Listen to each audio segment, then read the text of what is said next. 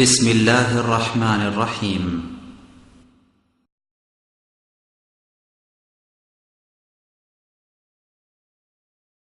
ইমাম বুখারী রাহিমাহুল্লাহ অধ্যায় বেঁধেছেন বাবুন আহাব্বুদ্দীনি ইলাল্লাহি আদওয়ামুহু।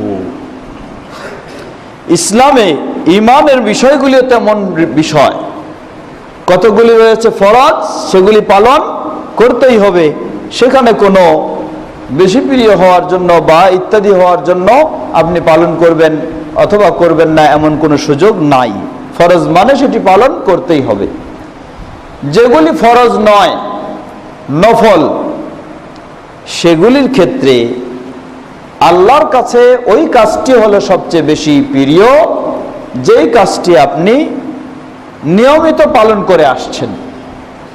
নিয়মিত পালন কি? আজকে আপনি একটা শুরু করলেন, একেবারে এত বেশি শুরু করলেন, কালকে আর কোনো খোঁজ খবর নাই। কোরআন তেলাওয়াত করবেন, আপনি কোরআন তেলাওয়াত এত শুরু করলেন যে আজকে এক সপ্তাহ এত কোরআন তেলাওয়াত করলেন যে প্রতিদিন যেন আপনি প্রতিদিন 5, 7, 8, 10 পারা করে পড়তেছেন, তেলাওয়াত করতেছেন। সপ্তাহ শেষ হয়ে গেল, তেলাওয়াতের কথা আপনি ভুলেই গেলেন, আর কোনো খোঁজ খবর আপনার নাই। এটি আল্লাহ সুবহানাহু ওয়া তাআলার কাছে পছন্দনীয় নয়।